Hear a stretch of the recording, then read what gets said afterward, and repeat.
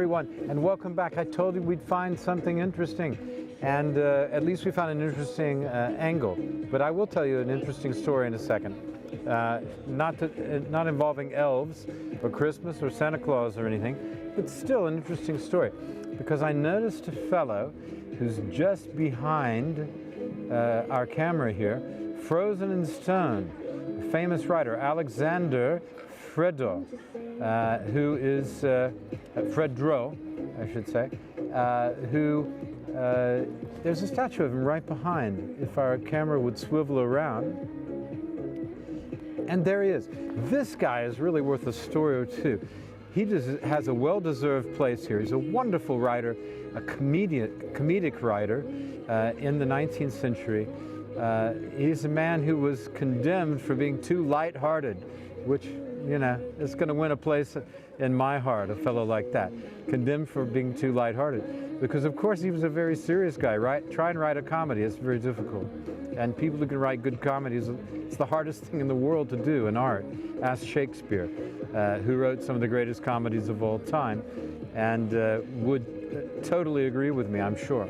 But Aleksander Fredro was friends with Mickiewicz and Słowatsky, the two great so-called serious poets and writers of Poland. But he was in their circle.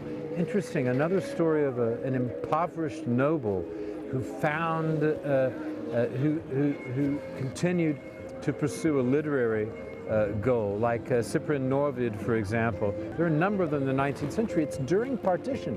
So many people were poor because it was hard if you were a noble and all your land had been taken, and all you had to fall back on was your name and possibly an education and maybe some kind of sinecure, some kind of appointed position to make a small amount of money just to survive.